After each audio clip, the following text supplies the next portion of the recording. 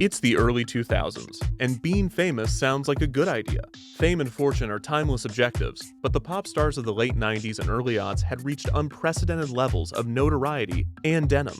Innovations in technology, such as portable devices, the internet, and denim, were making celebrities more accessible to their fans than ever, while at the same time, elevating their social status to a point that many contemporary commentators felt that the only apt comparison was idolatry. To many, these were gods, untouchable beings of talent and fame, but some believe that they had a chance at reaching this status themselves. They just needed to be discovered. Unfortunately, the only surefire way to become absurdly famous at the turn of the millennium was to have starred in the 1989 revival of the Mickey Mouse Club. If you weren't a Mouseketeer, you could try forming a boy band or a girl group and pray that you were the best, the most attractive, or ideally, both. Short of these strategies, the path to stardom was less clear, but that was about to change. Throughout the 20th century, music competitions had often elevated hopeful nobodies to stardom. For instance, Frank Sinatra got his start on Major Beau's Amateur Hour, a radio talent competition. With the emergence of television, competitions such as Eurovision and Star Search would be popular among audiences and successful in finding stars. However, there were very few active singing competitions on the air by the late 90s, but a new wave was on its way. In 2000, ABC began airing a music reality competition named Making the Band. In another format, Pop Stars would begin airing in the UK and the US in early 2001. Both of these shows sought to find new talent and form the next big music group. Both programs heavily integrated elements from the new reality television genre, and the winners of these programs would be immediately signed to the record label of the show's producers. In early 2001, the winners of Pop Stars UK formed the group Hearsay, which according to the Observer's relevancy test was a massive success, as they had attracted one stalker. And according to my relevancy test, all 5 members have Wikipedia pages, but only 3 have photos attached. B-.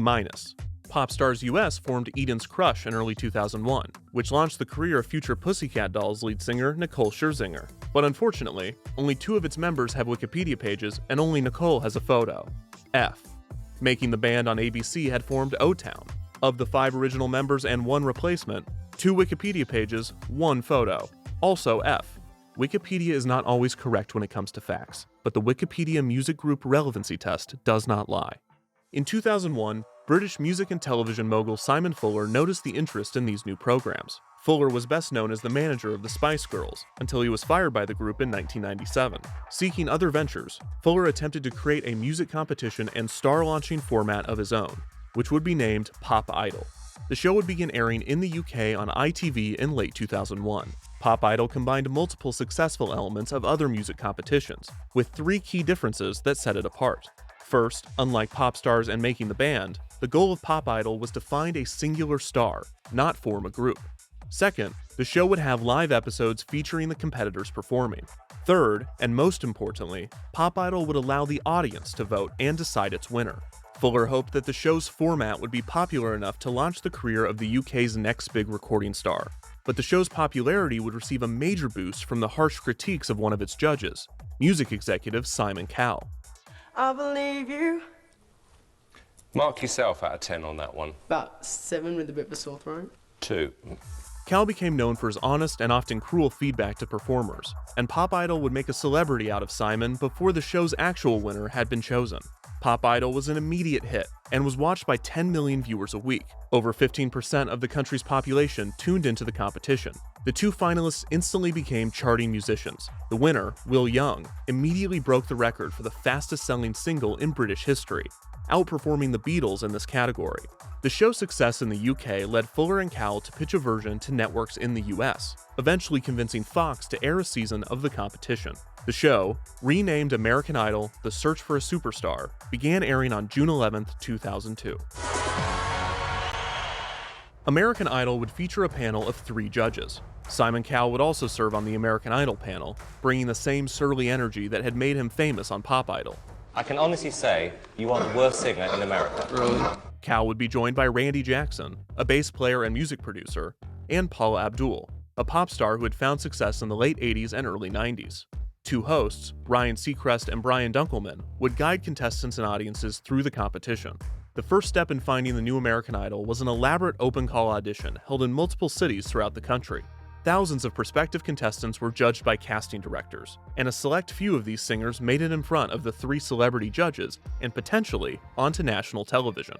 The contestants that made it to the filmed auditions were either good enough to move forward or bad enough to make compelling TV, with a handful of singers that were just okay to make the process feel realistic.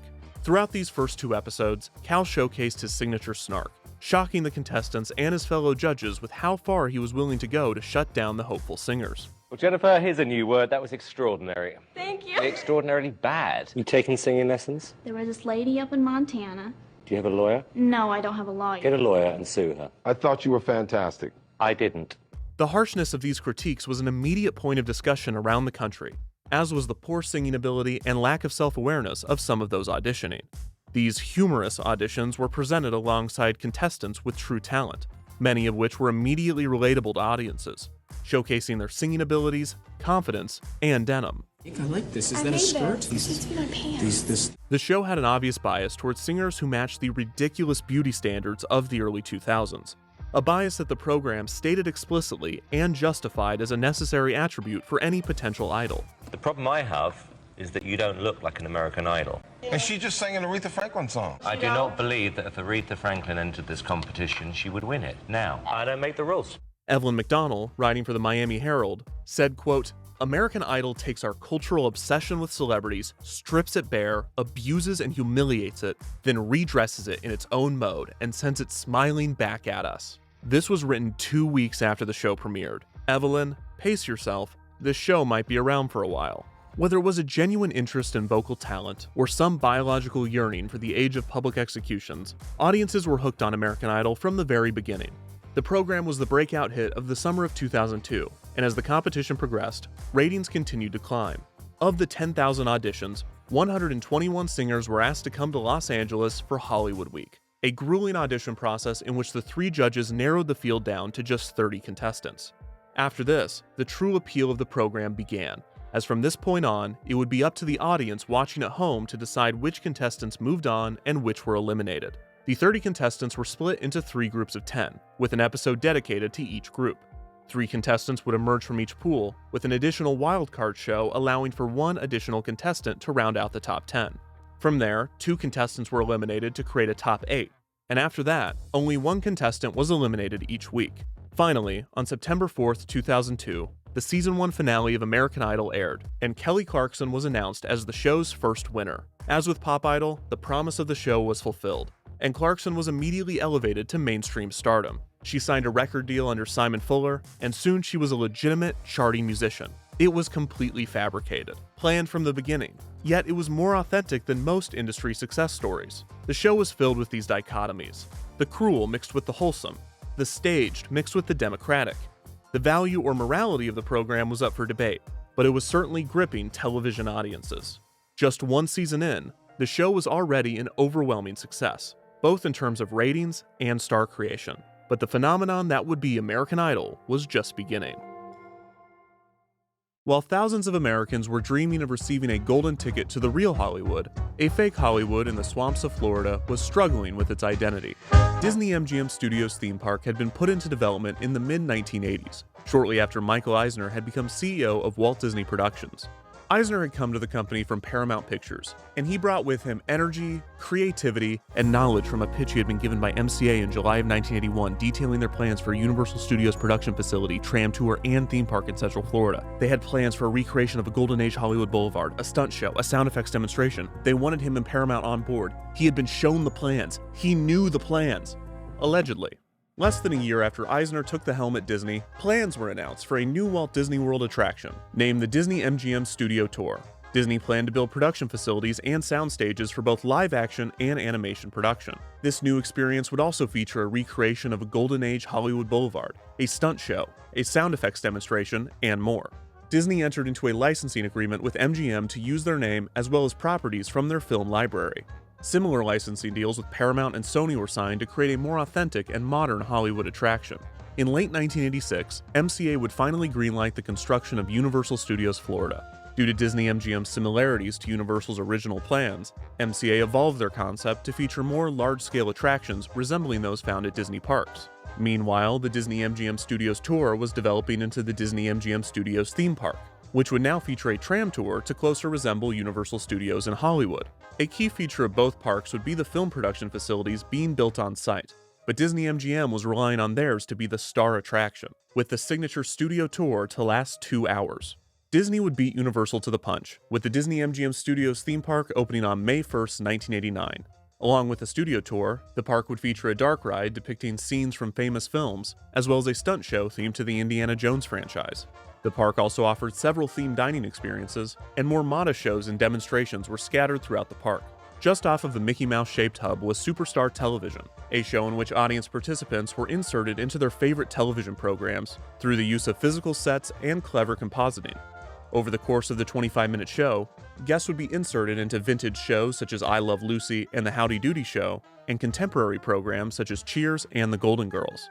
The Disney-MGM Studios theme park was an overwhelming success in terms of attendance, but it lacked the breadth of attractions that guests had come to expect from a Disney park. Disney already had plans to address this. The popular Disneyland attraction Star Tours was already under construction at the park, and a new Muppets area and attraction was on the way. However, Disney-MGM had bigger problems than guest satisfaction. The park was reverse engineered. Rather than a tour being added to an operating movie studio, an operating movie studio was created so that it could be toured. Producers on the West Coast were cautiously optimistic about Orlando becoming the Hollywood of the East, but many were skeptical on Disney's dedication to operating Disney-MGM as an actual studio. Less than a year into the park's life, issues had already been found in the design that made production difficult. The New York street set was placed too close to the park's signature Catastrophe Canyon tram stop, which simulated practical film effects such as pyrotechnic explosions and a flood. Sound from this area bled into New York Street and other portions of the backlot, which rendered these filming locations, quote, virtually useless, which in turn hurt the tram tour, because now there were less productions to tour, which was ironic because the reason there were no productions was because of the tram tour. Throughout the 1990s, in almost every instance in which Disney had the choice between improving the vitality of Disney-MGM as an operating movie studio and improving the quality of Disney-MGM as a theme park, they almost always chose theme park. In 1994, a new expansion named Sunset Boulevard added more shops and the Twilight Zone Tower of Terror thrill ride. In 1998, Superstar Television was closed to make way for Doug Live, which opened on March 15, 1999. Doug Live was based on the television series Doug, and the show translated perfectly to stage, with no issues at all. It closed 2 years later with no planned replacement, leaving this theater space at a prime location in the park empty. In September of 2001, Disney-MGM Studios unveiled the Sorcerer's Hat, a huge hat themed after the iconic cat from the Sorcerer's Apprentice segment in the 1940 film Fantasia. The Sorcerer's Hat was constructed to celebrate the 100 Years of Magic celebration at Walt Disney World, celebrating what would have been the 100th birthday of Walt Disney. Surprising to many guests, the hat would not be deconstructed after the celebration, and it would instead become an icon of the park, and a signifier of a very specific period in Disney-MGM history, one that could be described as a middle period, a slump, or even a dark age. At the same time that Disney-MGM Studios was entering this dark age, American Idol was entering its golden age.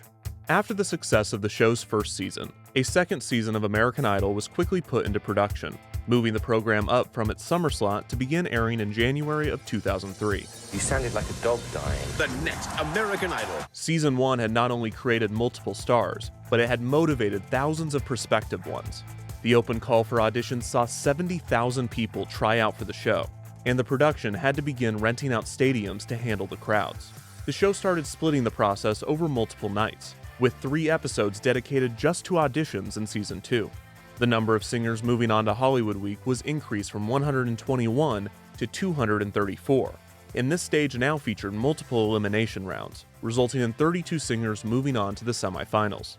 Other changes this season included Brian Dunkelman quitting the show, leaving Ryan Seacrest as the sole host. Another exit from the show was the foldable audition table with its Party City-esque tablecloth. This was replaced with a more sturdy and sleek-looking table that took a lot of the edge and rawness out of the production. This season also allowed viewers to send their votes in via text message, which one would think was due to young people preferring this method over calling in, but rather, it was cell carriers that were using shows such as American Idol to interest young people in SMS. The rise in texting among young Americans in this period would actually be attributed in part to American Idol pushing it. Another technology evolving alongside the show was digital media players, a landscape that was dominated by Apple's iPod and iTunes. This added an unprecedented level of freedom to the music listening experience, and the instantaneous delivery of singles and albums to audiences would be huge for Idol, which itself was already expediting the path to musical stardom. The show's supplementary media was already strong, with the Season 1 cast having embarked on a tour, recording a compilation album, and filming a television special. A spin-off show, American Juniors, sought to create stars out of a younger pool of contestants, and ended up discovering such talent as Christina DeBarge, Caitlin Tarver, and Lucy Hale. But the show made the mistake of trying to form a child supergroup rather than a single star. The group, also named American Juniors, had 5 members, and only Lucy Hale has a Wikipedia page, F. American Idol's second season concluded with Ruben Studdard narrowly beating out Clay Aiken, and both would find success after the season's conclusion. The show's third season began airing in January of 2004. The season featured more hopeful contestants, more audition sites, and more episodes than the previous season. 5 episodes were now dedicated to auditions, and 2 episodes were dedicated to Hollywood Week. The nightmare that was the audition process was becoming a key part of the show's content and reputation. Long lines, packed stadiums, and the call number taped on the contestant's shirt were all iconic imagery of the full-day affair. For many, this exhausting process was part of the excitement, but it also served as a constant visualization of the improbability of not just winning the competition, but even making it to the celebrity judges' room. The show was also leaning more into the funny auditions, which would result in the most famous funny audition in the show's history, courtesy of a man named William Hung, whose performance of Ricky Martin's She Bangs would become a viral moment. She bangs! She bangs! I'm Thank you. wasted by the way Thank you. This audition was enough to elevate Hung to celebrity status within the American Idol fandom. Many critics speculated if Hung's fame as an anti-idol was due to the show's reliance on humiliation for entertainment, or if the audience's racial bias is where the humor of Hung's performance was being derived. Others took a more optimistic approach, believing Hung's confidence, positive energy, and resilience was the reason so many fans took to him. Regardless, Hung had become a star without going to Hollywood, and the existence of such a success story would motivate the public and the producers to try out more humorous auditions than they already were. Along with this showcase of poor singing ability, the show's third season again found star power in both its winner, Fantasia Barrino, and also in its 7th place finisher, Jennifer Hudson. The same year that American Idol Season 3 aired, Simon Cowell debuted a new singing competition format in the UK named The X Factor. This program was similar to Idol, with a few rule changes that placed more control in the hands of the judges, and Cowell would get full creator credit on the new show. The X Factor's similarities to Idol enraged Simon Fuller, to the point that Fuller sued Cowell over the new program. The two settled out of court, with the reported conditions being that Cowell must stay on as judge of American Idol for 5 additional seasons and must delay the launch of an American version of The X Factor until after this period.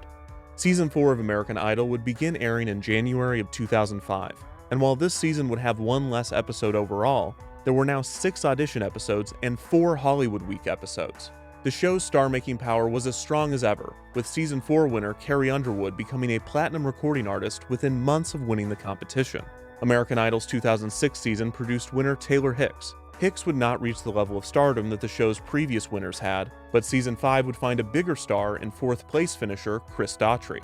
Season 6 began airing in January of 2007, now with 8 episodes dedicated to auditions.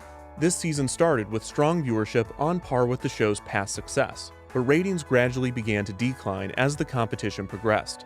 Many speculated that this was due to an uninteresting pool of contestants, an overemphasis on celebrity guests, or the show's focus on the bad singers rather than the talented ones. This season also featured an unexpected run by 17-year-old Sanjaya Malakar.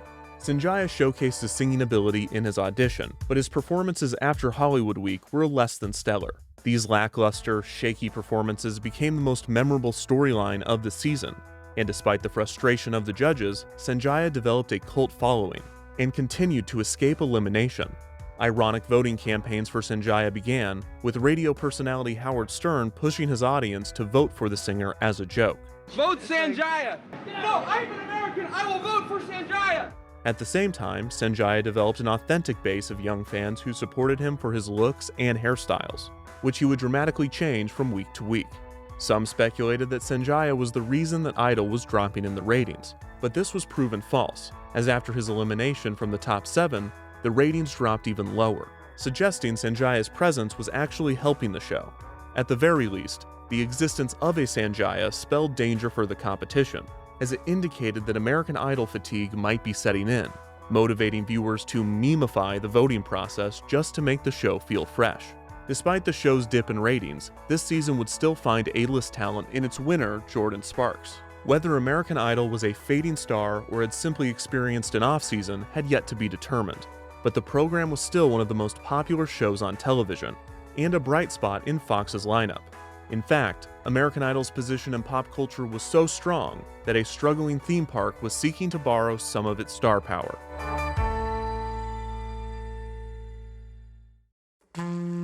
Throughout the early 2000s, the Walt Disney World Resort struggled to maintain the theming of some of its signature parks. Both Epcot and Disney-MGM Studios were in a similar position. Both had opened with a unique concept, Epcot's being a technology showcase with World's Fair elements, and Disney-MGM Studios being an operating movie studio the guests could tour. Both faced unique challenges with their conceit. Epcot could not keep up with the exponential growth of technological innovation, and the park struggled to maintain the corporate sponsorships that helped fund many of the attractions. Disney-MGM Studios required the park to constantly court and work with film and television productions, hoping that they set up shop in the park and didn't mind the nearby explosions that were rigged to go off every 20 minutes. In 2001, Disney-MGM filled one of its sound stages with a new show, Who Wants to Be a Millionaire? Play It, an interactive recreation of a taping of the popular game show, complete with a Regis Philbin-type host. You just got yourself $1 million points, yeah! In 2002, the state of Georgia created a tax incentive program in an attempt to attract entertainment productions to the state, an initiative that would eventually succeed. In the following years, Atlanta would become the production hub that Orlando had once hoped to be. In 2004, with live-action productions already non-existent, Disney shut down its Florida animation studios, officially ending Disney-MGM's time as a working film and television studio. While the lack of corporate sponsors for Epcot and the lack of productions for Disney-MGM were huge issues, there was a bigger problem with both themes from a guest perspective. Both Epcot and Disney-MGM were conceived at a time in which Walt Disney World was seeking diversity in their attractions. A vacation to Walt Disney World in the late 1980s and early 1990s would feature the thrills and fun of an amusement park, as well as edutainment experiences in subjects such as technology, culture, and entertainment production. However, over time, guest demand indicated that the theme park experience itself, with its unique presentation of storytelling and thrills, was more engaging than a wide variety of experiences.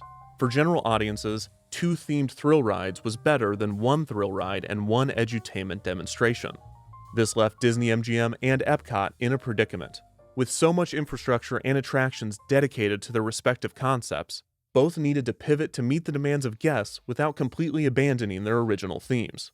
The solution for both would be similar.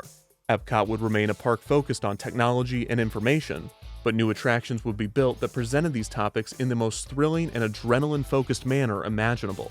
1999's Test Track and 2003's Mission Space were original attractions that focused on key industrial themes, transportation and space respectively, but both did so with a focus on speed and force. Disney-MGM would transition from a park showcasing the behind-the-scenes of actual entertainment productions to being a park with attractions themed to the entertainment industry.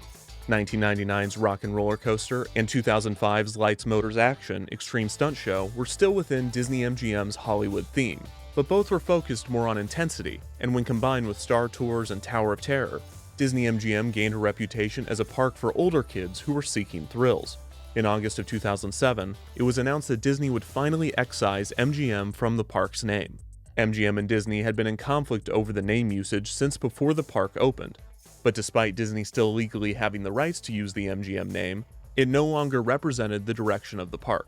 Many speculated that the new name would incorporate the ABC television network or Pixar Studios, both of which had been acquired by Disney.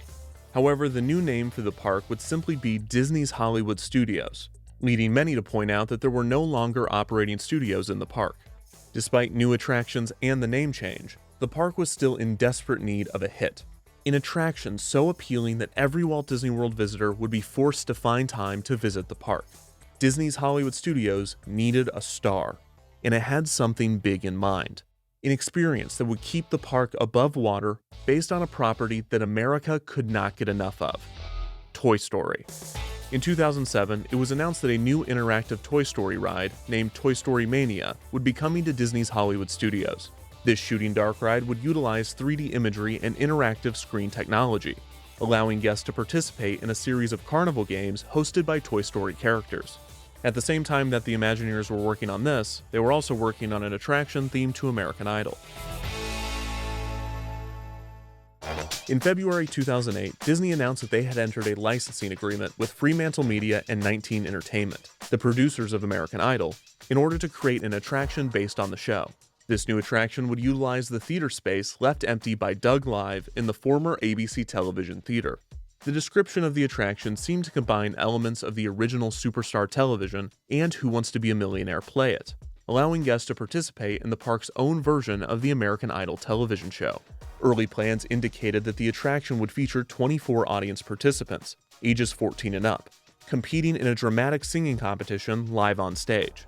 Disney Parks chairman Jay Rasulo indicated that rather than 3 judges with entertainment industry experience, 3 audience members would be pulled on stage to judge the performers, with a Disney cast member serving as host to facilitate the new show, likely to appear as a Ryan Seacrest type.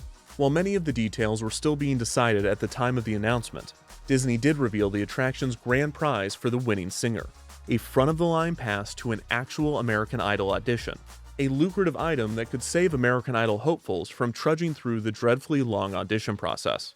Disney, Fremantle, and 19 Entertainment clarified that these contestants would have no advantage in the producers' decision-making, only that they would not have to wait like everyone else. There were still many questions about how exactly this competition would work and operate within a theme park.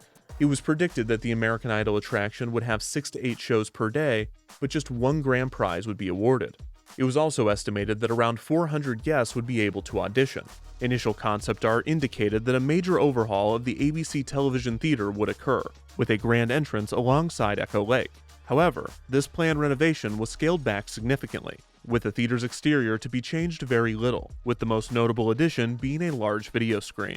Disney celebrated the announcement of the attraction by staging an excited crowd at Hollywood studios in the vein of those seen on American Idol, complete with homemade signs that said Disney Rocks, Hi Mom, and Pick Me Dog. Throughout early 2008, the stage of the Superstar Television Theater was transformed into one that closely resembled the set of the show, with American Idol set designer Andy Walmsley consulted on the design. The set featured a 35-foot by 7-foot video wall, 1,000 seats, a 3,000 square foot stage, and 113 video screens. While the attraction was being designed and constructed, American Idol Season 7 was underway, and the ratings for the show continued to fall. The brightest spot of the season was the thrilling finale, in which David Cook barely beat out David Archuleta after the competition received the highest finale vote total in American Idol history. After Cook's win, he shouted the iconic phrase, "I'm going to Disney World." I'm going to Disney World! And a commercial was created utilizing this moment, in the same format as the famous series of Disney Super Bowl advertisements. The commercial featured a rendition of When You Wish Upon a Star sung by Cook. When you wish. This display of synergy between the Fox show and Disney, owners of rival network ABC, might have been surprising to many viewers, but this is because they weren't paying attention, not to the theme park news, but to the true underlying loyalty of both corporations. As since their inception, the Disney parks have had a close partnership with soft drink manufacturer Coca-Cola. And anyone that has watched American Idol for more than 2 frames knows that the program also has a close partnership with Coca-Cola. You're a sweetheart, you're a sweet soul, and it comes across when you sing. After nearly a year of development on the stage and format, the new attraction, officially named the American Idol Experience, was ready to open to guests. A few soft opening previews occurred in January of 2009 to work out the kinks of the new attraction's format, but the official opening would not be until the following month. Finally, on February 12, 2009, Disney rolled out the blue carpet for the first official round of hopeful pop stars to take the stage at the American Idol Experience. A gala was held to celebrate the attraction's opening, and it was truly a star-studded affair. Journalists from around the country were invited to the gala, and if you squinted your eyes or videotaped it in 144p, the event appeared to be a true Hollywood premiere.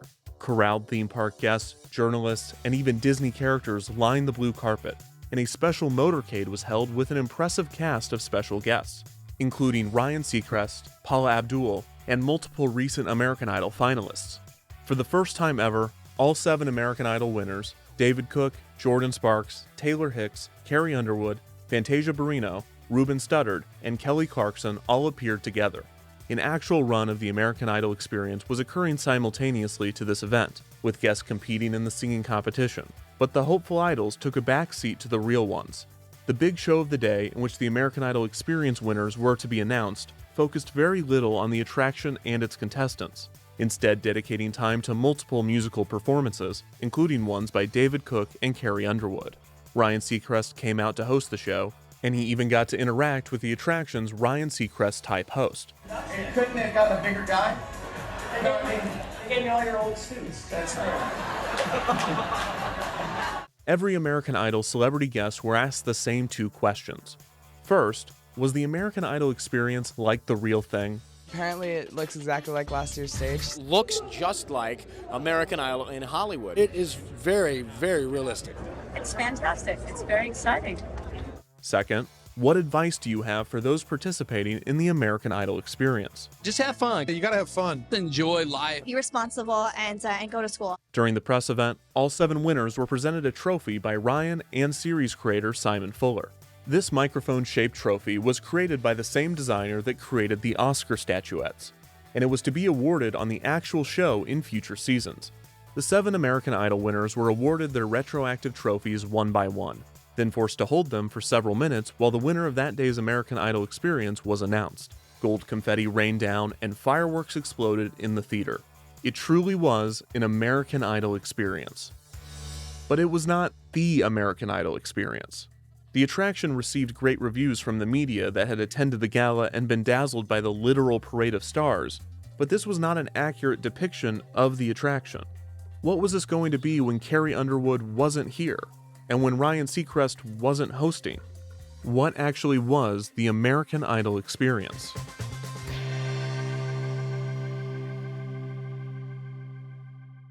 Two days after the gala, on February 14, 2009, the American Idol experience officially opened to guests. For those wanting to participate in the show, the experience began the moment they entered the park. I thought I would take you in and show you what it's going to be like to have dreams come true here at the American Idol experience. The hopeful idols were directed to the back of the Superstar Television Theater, where they would find the American Idol experience audition entrance. This backstage area was just as themed as the stage itself, and those brave enough to try out were taken through a unique experience. Guests were handed an audition card with a Q&A and a list of 113 songs to choose from for their audition, including Bohemian Rhapsody by Queen, Colors of the Wind from Pocahontas, Achy Breaky Heart by Billy Ray Cyrus, and Play My Music by the Jonas Brothers. The first stage of the process was an a cappella audition between the guest and a casting director in a private room. This intricately themed room was a one-to-one recreation of the normal boring rooms that tens of thousands of people get their dreams crushed in across the country during the actual American Idol audition process. It even had a desk. Complete with desk. There were 4 of these private casting rooms. After touring the attraction, Canadian Idol winner Eva Avila said that this room was very authentic, and that, quote, the office part with the producers was actually dead on exactly like when I auditioned. Most guests would be rejected at this point and given some advice for their future performances. The few that did make it forward moved on to the Red Room, in which contestants were given an iPod with the most intense security lock possible, so that they could rehearse their performance and familiarize themselves with the lyrics. This room was also referred to as the Coke Room, which was either a reference to the soft drink sponsorship or a way to really prepare these contestants for Hollywood. Auditioners would then be called into a second office room. This room was even more impressive, featuring a flat-screen TV with the lyrics to the song and a camera to capture the performance. If the guests passed this audition, they were sent forward to perform on stage. You get to go into the show! At this point, they would be assigned to one of the 7 preliminary shows occurring throughout the day, and they were allowed to go explore the rest of Disney's Hollywood studios until their call time, which would be an hour before their show time. Once they returned, guests waited in a green room and were pulled into both hair and makeup and a practice room in which a vocal coach would work with them before their performance. Finally, before the crowd was allowed into the theater, the singers were able to rehearse their song on stage. To those visiting Disney's Hollywood studios that only wanted to watch the American Idol experience, they entered the Superstar Television Theater under the large marquee. The unique covered pre-show corral was originally designed for Superstar Television, and it featured a ramp design that matched the slope of the theater itself. At the bottom of this was an area in which a cast member could host a pre-show for guests. In Superstar Television, this is where guests would be pulled to participate in the show. In the American Idol experience, guests would watch a short video in which Ryan Seacrest described the process that the performers had gone through to this point. A pre-show host would then enter to hype up the crowd, accompanied by a cameraman. This host would then film a brief segment, instructing the crowd to say something specific in order to surprise one of the contestants later in the show. After this, the crowd would enter the theater, and the American Idol experience show would finally begin.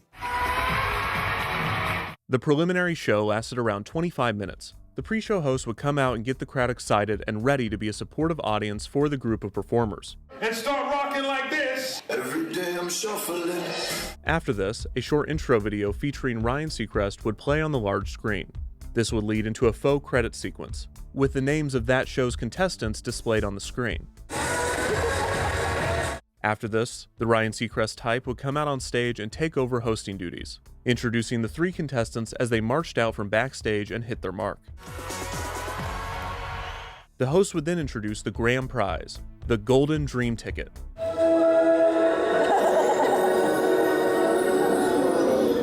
The coveted front-of-the-line pass that evoked the iconography of the golden ticket that sent Idol contestants to Hollywood. It was described as the best fast pass ever. Fast pass. The age range for the competition was, according to at least one Ryan Seacrest type, between, quote, 14 and death, despite the American Idol television show having an age range between 16 and 28. The host would explain that the winner of the Golden Dream Ticket could gift it to a friend or family member, but they were not allowed to sell it. The 3 contestants were asked to leave the stage, and the 3 judges were then introduced.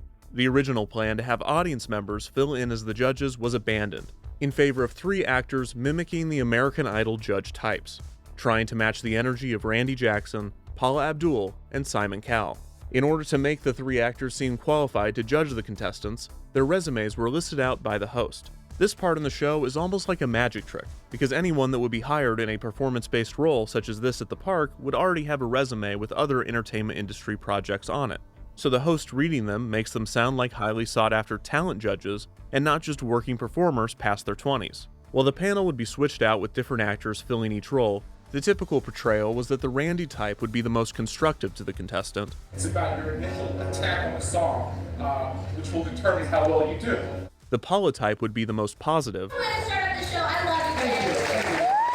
And the Simon type, somewhat surprisingly, would be mean. I never intend to be mean or hurtful, but these singers will probably give me no choice.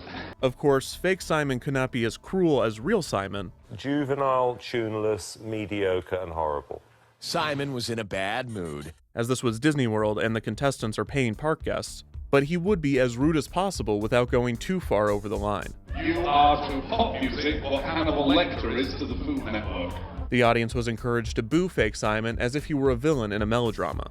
The 3 contestants would come out one at a time to perform. Before their performance, they would be given a staged introduction in one of 3 ways. The first was pre-taped advice from an American Idol contestant. Just have fun with it. These segments were filmed and the contestant was placed in such a way to make it appear that the idol was speaking directly to them.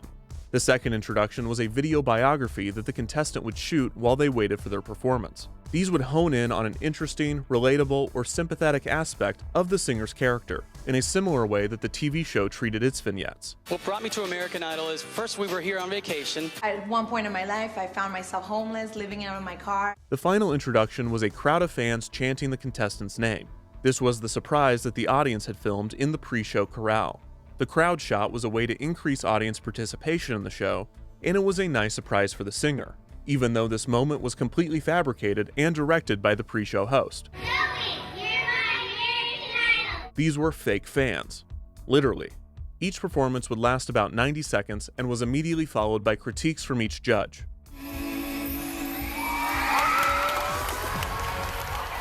Reportedly, the producers of the attraction would try to place the strongest singer in the final spot in hopes that the recency bias would move them forward in the competition.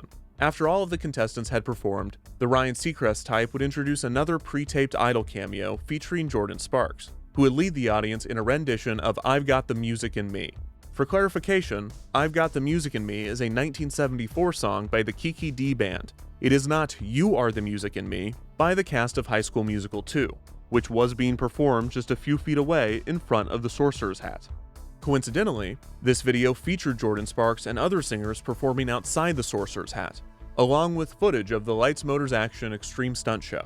After this, voting would begin, and highlights from the 3 performances were displayed, reminding audience members of each contestant's designated number. The voting mechanism was embedded in the seat's armrest, and within seconds, the audience was polled and the results were tallied. The Ryan Seacrest type would round up the contestants and dramatize the reveal. The lights on stage turned red, and just like the television show, the contestants were read a recap of their performance and the judges' reactions. The Ryan type would often make a joke about cutting to commercial. Should we cut to like a Ford video or something, or we just... Before finally revealing the winner. Another pre-taped idol would congratulate the contestant, and the Ryan type would wrap up the show, reminding guests that the competition was just beginning, because the winner of the preliminary round did not win the Golden Dream ticket, but rather the opportunity to move on to the American Idol Experience finale show that would be occurring later that evening. There were as many as 7 preliminary shows per day for a total of 21 singers competing for a spot in the finale. Each preliminary show's winner would move forward, resulting in as many as 7 singers competing in the final show. If a singer moved on to the finale, they were allowed to explore the theme park that they had paid to enter before their second call time of the day, again being asked to arrive at the attraction an hour before showtime. The final show began with the Ryan type introducing the 7 contestants and then the judges. This show would last around 40 minutes, 15 minutes longer than the preliminary rounds, to account for the additional contestants. Each singer would take the stage one by one, preceded by advice from an idol star or the contestant's video biography if they had created one during the preliminary round. The last performer to be introduced would receive the chanting pre-show crowd, which was the only segment to be reshot for the finale show, again in order to add to the sense of audience participation. The finale show was unique in that it was the only show to be displayed on the screen outside of the attraction near Echo Lake, allowing the Ryan type to claim that the show was being broadcast live, which was technically true, although it was likely no one was watching. After all of the singers had performed, an American Idol celebrity would appear on the screen and speak to the full group of contestants. The audience would vote for the finale's winner, and the Ryan type would draw out the results, eliminating 1 or 2 of the final contestants at a time until the top 2 singers remained on stage. After stalling as long as possible, the Ryan type would finally reveal the winner. Gold confetti rained down as the singer was presented the Golden Dream ticket. The show closed with more pre-taped appearances by Idol winners sending their congratulations to the newly crowned champion, before the Ryan type waved goodbye and the American Idol experience concluded for the day. You never know, you could be the next American Idol! From an audience perspective, the attraction was initially met with mixed to positive reviews. Fans of the experience loved how similar the competition was to the American Idol television show. Others felt that the experience was merely karaoke with elaborate set dressing, and if the competitors of any given show were not exceptionally talented singers, this review was more common. However, from the perspective of the performers, the attraction was incredible, a bespoke, intricately themed adventure through the world of music, entertainment, and all things American Idol, culminating with them getting to perform in front of a live audience of tourists, far more than most karaoke bars or school talent shows would allow. Even those that were not chosen to perform often walked away with glowing reviews, as the Disney cast members tasked with turning hundreds of people down per day were exceptionally kind and impressively trained in the art of rejection. So good job, I can't pass you through today. It's fine. Others, on the other hand, still felt a bit odd about the process after getting turned away. One forum poster at the time explained their experience, how they auditioned for the show during soft opening for fun, not expecting to get on, but after getting rejected did, quote, feel a little bad the rest of the day, and that it felt weird being at the park after being, quote, rejected by Disney. It's all part of the experience. The cruelty of the Simon type judge also depended on the performer and their improv, and while most of the time, this character's biggest insult was suggesting that a performer should take singing lessons, some comments could be much more pointed. It sounded like a Norse god gargling a hammer. The mean-spirited nature of the character was authentic to the television show, but not in line with the expectations of a Disney theme park. Compare this to Monsters, Inc. Laugh Floor, a comedy show that opened at the Magic Kingdom in 2007. This virtual puppetry show relies on audience participation and is set in a fictional comedy club. But the furthest the monster comedians will ever go is some softball joke about how a random person in the audience is going to buy everyone churros after the show. Completely toothless, cowardly even, to look out on a crowd of sweaty, entitled Walt Disney World tourists and pull punches like that. But these are paying guests and also children, so the furthest you should go is saying that someone is feeling the urge to get up and dance. I guess in-universe the funniest Mike Wazowski gets is just getting racked as if he has reproductive organs on the bottom crest of his sphere body. But the point is, insulting paying customers and children is a big risk. And if your themed environment is a comedy club or a mean-spirited reality show, you should probably just go through the motions. Fake Simon, at times, did not fall in line with this idea. The bridge part, I consider jumping off on. In these instances, the attraction's reception was the most split, with some being legitimately offended and others finding it genuinely funny. However, reception was not the main issue with the American Idol experience. Daily operation was.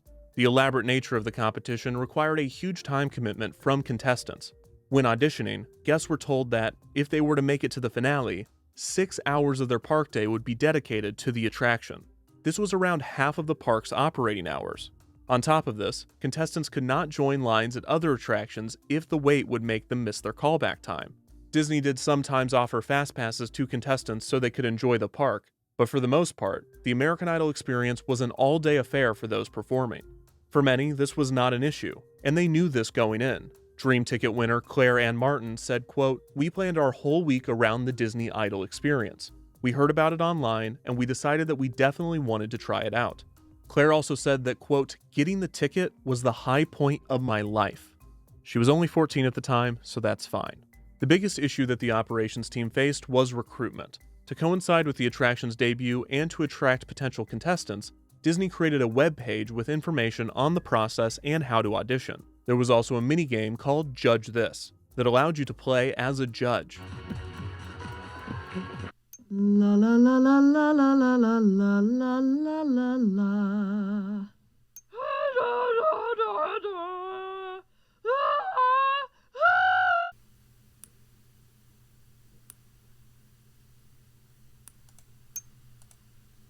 Nice. I got a dog from the Randy type.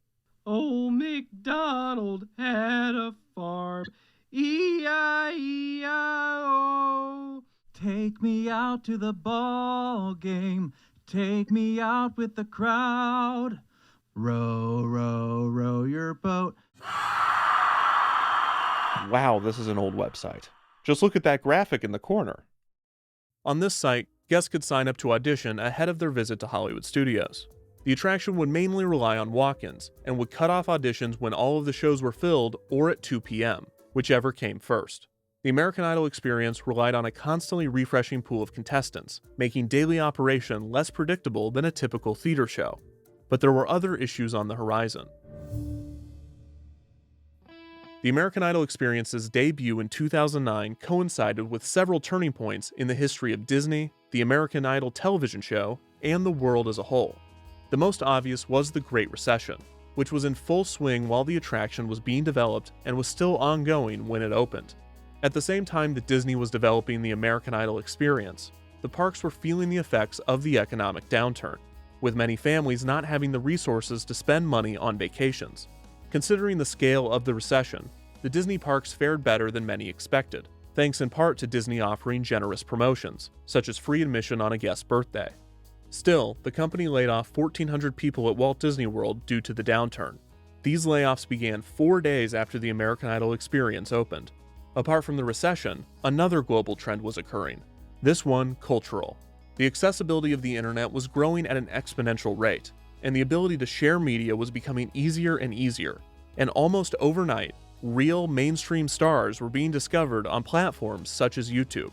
For instance, Justin Bieber became the world's premier teen pop idol, despite having never served his time in the gauntlet of shame known as American Idol. The internet took the American Idol competition, once the fastest track to stardom, and made it look like a slow process in comparison. The American Idol Season 7 finale set the record for the highest number of votes cast, but the show itself was dipping in the ratings. The show's 5th season, which aired in 2006, received an average of 30 million viewers per episode. By the show's 8th season in 2009, this was down to around 21 million viewers per episode. As the ratings continued to slip, more change was on its way. When Season 8 began airing in 2009, songwriter and producer Cara DioGuardi was added to the panel of judges. While DioGuardi no doubt had the industry experience to serve on the panel, many speculated what this change meant for the future of Idol and the show's original 3 judges. Rumors circulated that Paula Abdul was set to leave the show, but this was denied by both Abdul and DioGuardi. Season 8 attempted to scale back on the show's trademark cruelty, putting more focus on sympathetic contestant biographies, which were derogatorily referred to as sob stories by critics. I live with my 93-year-old grandmother. Do you know that I sing? Do I what? This season was won by Chris Allen, who beat Adam Lambert to win the competition.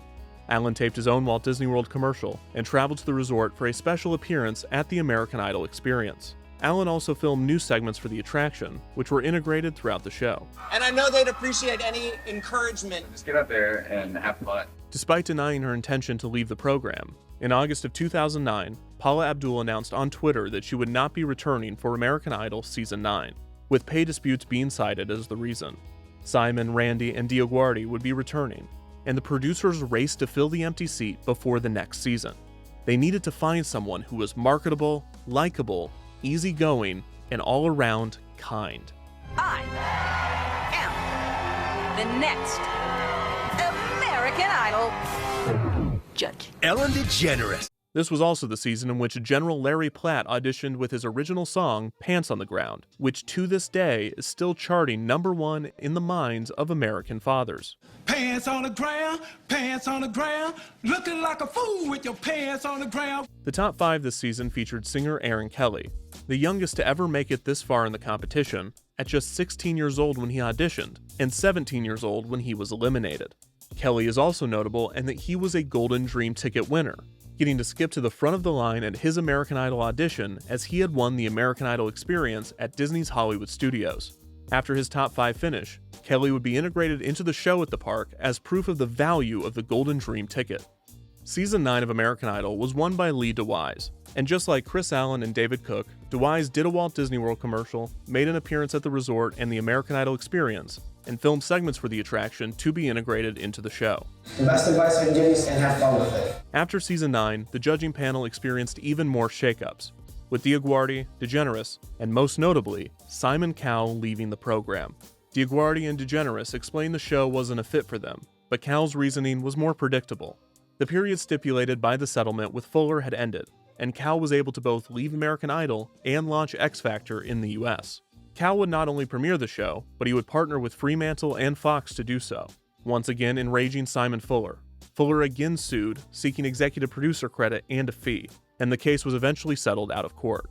X Factor in the UK had proven to be a star maker, having discovered and formed the boy band One Direction. The US version would also find success in the group Fifth Harmony. The same year that the X Factor debuted, another singing competition came to the US. The Voice was a format that originated in Holland and would debut in the US on NBC. The show's format and marketing was a direct response to Idol, which had been accused of being too focused on a contestant's appearance and not focusing enough on the voice. Get it? The show's positive attitude and inspiring kind-hearted format has resulted in 24 seasons of friendly competition and genuinely beautiful moments, while at the same time producing 0 mainstream recording artists as winners. The actual reason for The Voice's success as a television show and failure as a star launcher, with a few runner-ups as exceptions, is more complicated than simply pretty people sell more records, but also, that might be part of it. With Cal moving on to X Factor, DioGuardi focusing on music, and Ellen DeGeneres going back to Ellen, Idol was forced to go in a new direction. While Randy Jackson would remain, 2 new judges would be added, singer and actress Jennifer Lopez, and Aerosmith frontman Steven Tyler, known for his appearance in Hollywood Studios' signature e-ticket attraction Rock and Roller Coaster and recently for alleged crimes. This season was won by Scotty McCreery, the first winner since the attraction opened to not receive an I'm Going to Disney World commercial, but he did visit the resort and film segments for the attraction. Do you have any advice? You just went through this. Have fun. Occasionally, other contestants would film short segments for the experience, which were often played outside of the attraction on the big screen. Head right around the corner to the audition experience. You never know. This could be the start of something. There. Season 11 began airing in 2012, with Ryan and the Season 10 panel of judges returning for another year. This season featured 10th place finisher Erica Van Pelt, another American Idol Dream Ticket winner. Van Pelt told The Hollywood Reporter, quote, "The American Idol experience changed everything for me. I had auditioned for the show several times before, but winning the Dream Ticket was the game changer. The American Idol experience gave me a taste of the real thing, down to the smallest detail. Live audience voting, charismatic hosts, and a good Simon Judge-alike or two. The Dream Ticket gave me the opportunity to go to the front of the line at the auditions in Pittsburgh for season 11, which ultimately led me to securing a spot in the top 10. I am so grateful for the opportunity." This season was won by Philip Phillips. As expected, Phillips took a trip to the resort, appeared on stage at the attraction, and filmed new segments for the show. Let me ask you something. These three right here, they are competing to get to that finale show tonight to win that Dream Ticket. What advice do you have? Have fun. Idol's ratings continue to drop, with season 11 averaging around 19 million viewers per episode, far from the 30 million viewers it had received just 5 years earlier. After season 11, another shakeup on the judging panel occurred. Randy Jackson would again return, but Lopez and Tyler would exit. Keith Urban would join the panel, along with Mariah Carey and Nicki Minaj, who would fortunately have an alleged off-screen feud, leading fans of both to speculate on the matter, giving a bit of energy to the dying program. Like, we can have accessories. I didn't know that was allowed. That's the last thing I'm going to say. Again, back to the Billboard Hot 100 #1 song, which you just performed, which is difficult to get. Not everybody has that. This season was won by Candace Glover, who went to Disney World and filmed an appearance for the attraction. Have fun. Another shakeup on the judging panel occurred between seasons 12 and 13, with not only Nicki and Mariah leaving, but with Randy Jackson finally exiting as well. Only Keith Urban remained from the previous season, and was joined by Harry Connick Jr. and returning judge Jennifer Lopez. This season featured multiple Dream Ticket winners competing in the show: Majesty Rose, Ben Briley, and Emily Pries, who would finish 9th, 11th, and 12th respectively. This season ended in May of 2014, with Caleb Johnson winning the competition. Unlike previous winners, Johnson's trip to Walt Disney World was not met with fanfare, but he did reportedly go and film new segments for the attraction. However, these segments would not be seen for very long, as Disney's Hollywood Studios was undergoing just as much change as the American Idol television show. In the years following the Disney's Hollywood Studios name change and the addition of the American Idol experience, the Walt Disney Company was experiencing a period of massive growth and acquisitions. In late 2009, Disney acquired Marvel Entertainment, and in 2012, the company acquired Lucasfilm, including the rights to the Star Wars franchise. These acquisitions meant the development of cinematic universes and theme park lands, the latter being necessary to compete with Universal's successful Wizarding World of Harry Potter. Of all 4 Walt Disney World parks, it was immediately obvious to those both within and outside of the company that if any park was to receive a full-scale Star Wars area, it would be Disney's Hollywood Studios. This was not only because of the established presence of Star Tours, but also because of the park's desperate need for a new major attraction. Toy Story Midway Mania had given the park a boost in popularity, but in the 5 years since its debut, no other major attractions were added to support it. To offset this, the park relied on special events, such as Frozen Summer Fun, which premiered in June of 2014. This event brought temporary shows and entertainment offerings to the park, capitalizing on the massive success of 2013's Frozen and the insatiable demand for Frozen experiences from young guests. During this event, a new show named, for the first time in forever, a Frozen Sing-Along Celebration took place in the rarely utilized Premiere Theater, and allowed families to sing along to the film's songs, led by Anna, Elsa, and other Frozen characters.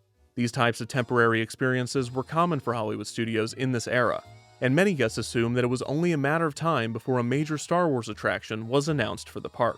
However, before any expansions were revealed, multiple attraction closings were announced, and on June 17, 2014, the American Idol experience was added to the lineup of closures. The attraction's popularity had declined over the years, as had guest participation. On many days, the experience did not recruit enough talented performers to fill all 7 shows, resulting in some showtimes being canceled and a condensed finale show with less participants. Occasionally, only 2 preliminary rounds were held, resulting in a finale show with only 2 contestants, and on some rare occasions, only 1 show was held, with no other preliminary rounds and no finale. This was especially troubling because of how many cast members the show required to operate. The show needed a pre-show host, a Ryan type, 3 judges, multiple camera operators, and 3 booth techs for each show. On top of this, the audition facility had a street team to recruit guests, casting directors to judge them, and hair and makeup technicians. It was an impressive operation, but a complicated one to operate on a daily basis. The American Idol experience's decline in popularity was not completely its fault. Rather, it was directly correlated with the declining viewership of the American Idol television show. Not only was the attraction not as enticing from a guest perspective, but its grand prize of skipping the audition line was not as valuable as it was at the peak of the program's popularity. A joint statement between Disney, Fremantle Media, and 19 Entertainment read, quote, "We are incredibly proud of the more than 2,000 dream tickets that have given guests a chance to live their very own Cinderella story and audition for American Idol." The attraction was set to close in January of 2015, which would result in the American Idol experience running for just under 6 years. However, 2 months after the announcement of its closure, on August 15, 2014, Disney revealed that the show would be closing even earlier, just 2 weeks from this announcement. On August 30th, 2014, the final show of the American Idol experience was held. Folks, are you ready for the last finale show ever? Guests crowded the theater to send off the attraction, some even making signs expressing their disappointment at its closure. The final show ended with the dumping of every box of confetti that the production had left, and this went on for several minutes. The closing of the American Idol experience marked the beginning of the end of the dark age of Hollywood studios. The following month, the Studio Backlot Tour, which had not toured an operating movie studio in over a decade, finally closed to make way for 2 new immersive lands, Toy Story Land and Star Wars Galaxy's Edge. The following month, in October of 2014, it was announced that the Sorcerer's Hat would be removed as well.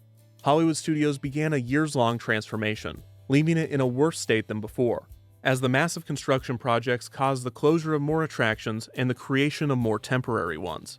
The Superstar Television Theater sat empty for several months with no announced replacement. The space was briefly used for the Comedy Warehouse Holiday Special, featuring the comedy troupe that used to perform at the Comedy Warehouse at downtown Disney's Pleasure Island. The American Idol stage was still intact, and tarps were placed to cover up the theming for these shows. In March of 2015, Disney announced that for the first time in forever, a Frozen sing-along celebration would return for the second annual Frozen Summer Fun. Rather than being held in the Premiere Theater, which was set for demolition, the show would utilize the Superstar Television Theater. The American Idol theming had been mostly removed, and the theater received a new name, the Hyperion Theater. This would allow the theater to act as a flex space and host multiple shows throughout the year. On June 16, 2015, performances of, for the first time in forever, a Frozen sing-along celebration began in the theater. Despite this being announced as a limited run, the show would stay a part of the park's attractions after Frozen Summer Fun ended, becoming a permanent replacement for the American Idol experience. The Hyperion Theater would not be used for another show until 2023, during the Jollywood Nights ticketed event, during which it would host What's This? Tim Burton's The Nightmare Before Christmas sing-along. This temporary show would only be performed during Jollywood Nights, and the Frozen sing-along operated as normal throughout the day.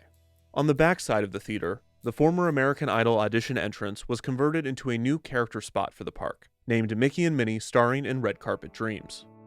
Season 14 of American Idol premiered in January of 2015, and for the first time in years, the entire judging panel from the previous season returned. Despite the American Idol experience attraction being closed, hundreds of Golden Dream tickets were still eligible to be redeemed. Dream ticket winner Adam Ezagalian auditioned and made it to the top 16 before being eliminated. This season was won by Nick Fradiani, and no offense to Nick Fradiani, but you likely don't recognize that name, which is proof of American Idol's slipping grip on the cultural consciousness. This is why it was not a shock that Fox announced that American Idol would be ending after season 15. This season premiered in early 2016 and was won by either Chris Hayes, Stephen Hines, or Trent Harmon. And if you can tell me which one of those people are real without looking it up, you will win this certificate. This season was branded as American Idol: The Farewell Season, which was an authentic goodbye, but not to the show, only the network.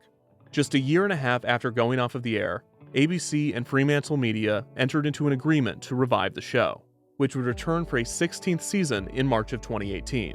Ryan Seacrest returned as host, and a new panel of judges, featuring Luke Bryan, Katy Perry, and Lionel Richie, would join the show. This group has somehow remained consistent for 6 seasons, with a 7th on the way. There's no place like American Idol. American Idol was representative of America itself. Obviously, it's right there in the name.